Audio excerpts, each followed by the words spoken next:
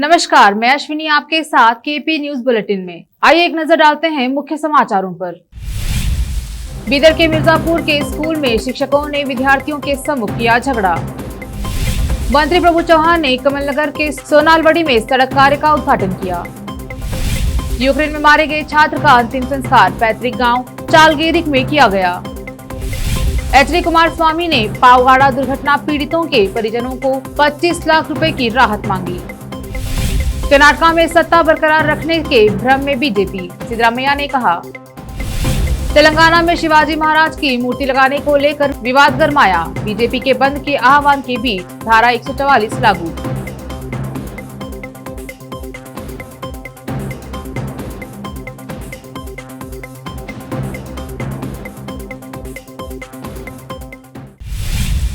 अब देखते हैं समाचार विस्तार से। शुरू करते हैं स्थानीय समाचारों से। स्कूल जहां बच्चों को पढ़ाई के साथ साथ बड़ों का आदर मान सम्मान करने के अलावा हिंसा से दूर रखने की सीख दी जाती है, अगर वही टीचर्स आपस में झगड़ा कर गलत शब्दों का उपयोग करे तो बच्चों पर कैसा असर पड़ेगा। बीदर जिले के मिर्जापुर ग्राम के एक प्राथमिकी स्कूल में एक ऐसा ही मंजर देखने में आया है, जहां स्कूल के 2 टीचर्स मध्य स्वामी और स्कूल के हेडमास्टर शांत कुमार दोपहर के गर्म भोजन के खर्च की बात को लेकर आपस में भिड़ गए, जहां स्कूल के छात्र और कर्मी इस मंजर को देखते रह गए। इस बात का बच्चों पर क्या असर पड़ेगा जब स्कूल के जिम्मेदार अध्यापक ही इस प्रकार का बर्ताव करेंगे। स्कूल में बच्चों को सिखाने के साथ साथ टीचर्स को भी सीखने की जरूरत है कि वह कैसी बात और बर्ताव करें। यह एक समाज के लिए सोचने का मुद्दा है। केपी चैनल का कवरेज।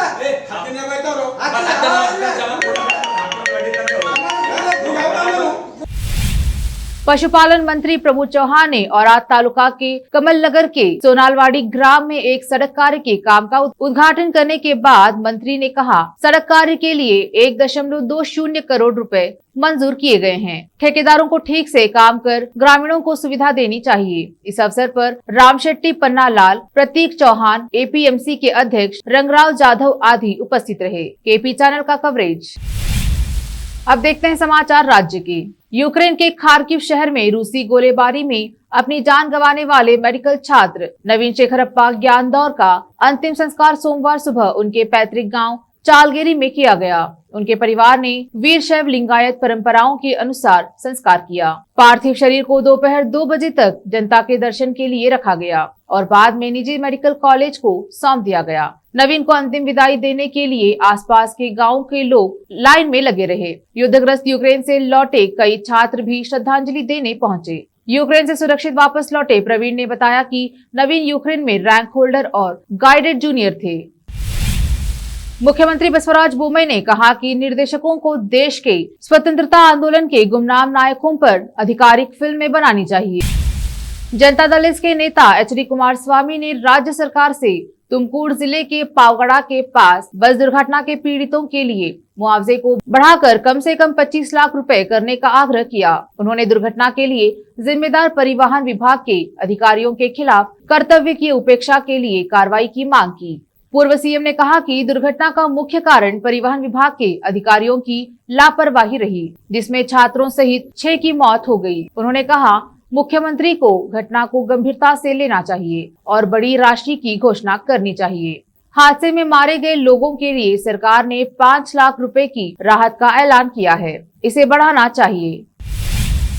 विधानसभा में विपक्ष के नेता सिद्धरामैया ने कहा कि भाजपा 5 राज्यों के विधानसभा चुनाव के नतीजों के बाद कर्नाटक में सत्ता में आने के भ्रम में है, लेकिन उन परिणामों का कर्नाटक पर कोई प्रभाव नहीं पड़ेगा। उन्होंने कहा, कर्नाटक के लोगों को हिंदुत्व या भावनात्मक मुद्दों का उपयोग करके नहीं बदला जा सकता है। लोग मूल्य वृद्धि, बेरोजगारी, विकास की कमी, आर्थिक संकट, किसानों की समस्याओं जैसे मुद्दों के आधार पर मतदान करते हैं। बीजेपी कभी भी अपने दम पर राज्य में सत्ता में नहीं आई, न तो 2008 में और न ही 2018 में, लेकिन उसने ऑपरेशन लोटस का इस्तेमाल किया। सिद्धरामैया ने कहा कि कांग्रेस कभी भी चुनाव के लिए तैयार है और अगले विधानसभा चुनाव में उसे स्पष्ट बहुमत मिलेगा। मुल्ला पेरियार और मेकेदातु बांधों के दोहरे मुद्दों पर अपना हमला तेज करते हुए अन्ना द्रमुक के सह समन्वयक ओ पनीरसेल्वम ने तमिलनाडु में सभी दलों से केरल और कर्नाटक में संबंधित सरकारों को एकजुट और विरोध करने का आग्रह किया। ओपीएस ने एक बयान में आरोप लगाया है कि तमिलनाडु में द्रमुक के सत्ता में आने के बाद से केरल सरकार मुल्ला पेरियार बांध के रखरखाव के काम में बाधा उत्पन्न कर रही है। दूसरी ओर ओपीएस ने कहा कि तमिलनाडु में मेकेदातु जलाशय परियोजना के विरोध में एक प्रस्ताव पारित करने के बाद भाजपा के नेतृत्व वाली कर्नाटक सरकार बहुत खराब हो गई है। अब लेते हैं छोटा सा ब्रेक, जल्द लौटते हैं ब्रेक के बाद। हिंदुस्तान के हर कोने में हम हैं मौजूद, 24 घंटे हालात पर गहरी नजर, खबरों से जुड़े चुपते सवालात, और आपको दिखाता है धार्मिक, सामाजिक, राजनीतिक, लोकल और इंटरनेशनल न्यूज की सबसे बेहतर कवरेज, जो आपको रखती है हर पल बाखबर। देश और दुनिया भर की खबर के लिए देखते रहें KP news 24/7। Noor education trust Bidar की ओर से चलाए जाने वाला Noor MEd college Bidar, recognized by NCTE Delhi and affiliated to Gulbarga University, Gulbarga. Admission are open for the academic year 2021-22. विशेषज्ञ और सक्षम शिक्षकों द्वारा शिक्षा प्राप्त करने के लिए नूर एमएड कॉलेज में दाखिला लें और शांत वातावरण में शिक्षा प्राप्त करें। बीदर शहर में बेहतर शिक्षा का एकमात्र केंद्र Noor MEd college, Shahpur gate, Bidar. Phone numbers 9945283920, 8482221297। रोगियों की सेवा और देखभाल करना जहां बड़े सम्मान की बात है, वहीं ये एक सम्मानीय पेशा भी है। इस पेशे को अपनाने वालों को नर्स कहा जाता है और इसका प्रशिक्षण लेने को नर्सिंग कहते हैं। इस नर्सिंग कोर्स की शिक्षा लेने के लिए सुखद वातावरण और अच्छे प्रशिक्षण केंद्र की आवश्यकता होती है। नर्सिंग कोर्स की शिक्षा देने वाला बीदर में एकमात्र केंद्र है श्री नानक झिर्रा साहेब फाउंडेशन बीदर की ओर से चलाए जाने वाला Shri Nanak Jhira Saheb college of nursing, affiliated to Rajiv Gandhi university of health science Karnataka, जहां पर विशाल क्लासरूम, बेहतर प्रयोगशाला, कम्युनिटी लैब, न्यूट्रिशन लैब, विशाल और सुखद वातावरण में नर्सिंग की शिक्षा देने की सुविधा, विशाल और सुंदर कॉन्फ्रेंस हॉल, हवादार और बड़ी सी लाइब्रेरी के साथ साथ सभी प्रकार की उपयोग की जाने वाली सामग्री के साथ एनाटॉमी लैब और एडमिनिस्ट्रेशन ऑफिस उपलब्ध है। Vice chairperson Mrs Reshma Kaur की देखरेख में चलाए जाने वाला और प्रिंसिपल मिस्टर महांतेश की निगरानी में बेहतर नर्सिंग ट्रेनिंग का एकमात्र केंद्र Shri Nanak Jhira Saheb college of nursing, near Nehru stadium, Bidar. Admission are open for the academic year 2021-22. Phone number 08483228272। Break के बाद आपका स्वागत है। देखते हैं आगे के समाचार।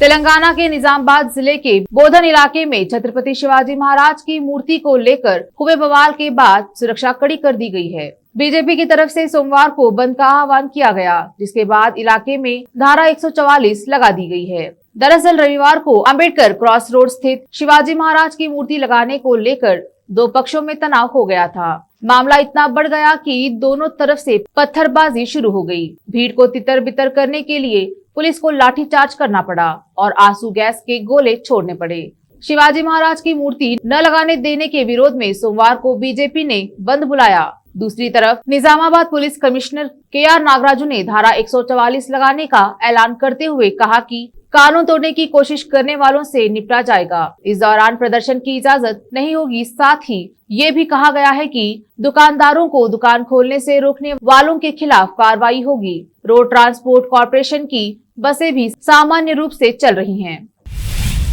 कांग्रेस और कुछ अन्य विपक्षी दलों ने सड़क सुरक्षा पर विशेष ध्यान देने और दुर्घटनाओं पर अंकुश लगाने की दिशा में ठोस कदम उठाने की लोकसभा में मांग की। वहीं भारतीय जनता पार्टी के सांसद तापिर गांव ने सड़क निर्माण के लिए सरकार की सराहना करते हुए सड़क परिवहन मंत्री नितिन गडकरी को देश में सड़कों का जाल बिछाने वाले स्पाइडरमैन बताया। लोकसभा में वर्ष 2022-23 के लिए सड़क परिवहन और राजमार्ग मंत्रालय के लिए नियंत्रणाधीन अनुदानों की मांगों पर गत बुधवार को आरंभ हुई चर्चा को आगे बढ़ाया गया। YSR कांग्रेस पार्टी के M भारत ने कहा कि आंध्र प्रदेश पुनर्गठन अधिनियम में अमरावती और हैदराबाद के बीच सड़क संपर्क को बढ़ाने पर जोर दिया गया है। ऐसे में सरकार को बताना चाहिए कि इसमें क्या प्रगति हुई है। दाऊद इब्राहिम मनी लॉन्ड्रिंग मामले में कोर्ट ने महाराष्ट्र के मंत्री और NCP नेता नवाब मलिक की न्यायिक हिरासत 4 अप्रैल तक बढ़ा दी है। हालांकि कोर्ट ने नवाब मलिक को न्यायिक हिरासत के दौरान बिस्तर, गद्दा और कुर्सी मुहैया कराने की इजाजत दी है। दरअसल मलिक के वकील ने अदालत में दलील दी थी कि उनकी पीठ में दर्द है, लिहाजा उन्हें बेड पर सोने की इजाजत दी जाए। इसके साथ ही मलिक ने घर का खाना खाने की भी इजाजत मांगी है, जिस पर आज सुनवाई नहीं हो पाई। कांग्रेस के असंतुष्ट नेता गुलाम नबी आजाद ने बेहद चौंकाने वाला बयान दिया है। आजाद ने कहा कि सभी राजनीतिक दल लोगों के बीच खाई पैदा करने का काम करते हैं और उनकी पार्टी भी इसमें शामिल है। आजाद की यह प्रतिक्रिया कश्मीर फाइल्स फिल्म को लेकर पैदा हुए विवाद के बीच आई है।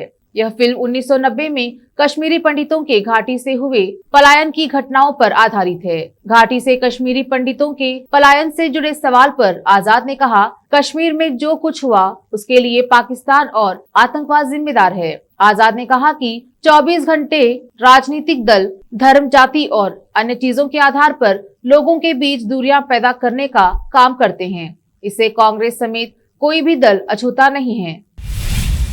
चीन के गुआंगशी इलाके में 132 लोगों को लेकर जा रहा विमान सोमवार को क्रैश हो गया। चीन के सरकारी मीडिया CGTN की रिपोर्ट में इस बात की जानकारी दी गई है। रिपोर्ट्स में बताया गया है कि बोइंग 737 विमान में 130 से ज्यादा लोग सवार थे और यहां गुआंगशी इलाके के वुझुओ शहर के बाहरी हिस्से में गिरा। कहा जा रहा है कि इस हादसे के चलते पहाड़ पर आग लग गई। फिलहाल अथॉरिटीज ने बचाव दल को मौके पर भेजा है। राहत कार्य तेजी से किया जा रहा है, लेकिन अब तक हादसे की वजह सामने नहीं आ सकी। विमान हादसे का कारण जानने के लिए ब्लैक बॉक्स की बरामदगी जरूरी है, जिसकी तेजी से तलाश की जा रही है। अब देखते हैं समाचार फिल्मों के। आमिर खान ने द कश्मीर फाइल्स का किया सपोर्ट, कहा हर इंडियन को देखनी चाहिए फिल्म। देखते हैं खेल जगत के समाचार। IPL 2022 6 ही कप्तान जीत पाए हैं IPL खिताब, 3 भारतीय और 3 विदेशी। रोहित शर्मा और MS धोनी सबसे आगे। अब देखते हैं समाचार बाजार के। ब्रेंट क्रूड फिर $111 के पार, डीजल के बाद पेट्रोल की कीमत में बढ़ोतरी की आशंका। फिर से एक नजर मुख्य समाचारों पर। बीदर के मिर्जापुर के स्कूल में शिक्षकों ने विद्यार्थियों के सम्मुख किया झगड़ा। मंत्री प्रभु चौहान ने कमलनगर के सोनालवड़ी में सड़क कार्य का उद्घाटन किया। यूक्रेन में मारे गए छात्र का अंतिम संस्कार पैतृक गांव चालगेरिक में किया गया। HD कुमारस्वामी ने पावगाड़ा दुर्घटना पीड़ितों के परिजनों को 25 लाख रुपए की राहत मांगी। कर्नाटक में सत्ता बरकरार रखने के भ्रम में बीजेपी, सिद्धरामैया ने कहा। तेलंगाना में शिवाजी महाराज की मूर्ति लगाने को लेकर विवाद गरमाया। बीजेपी के बंद के आह्वान के बीच धारा 144 लागू।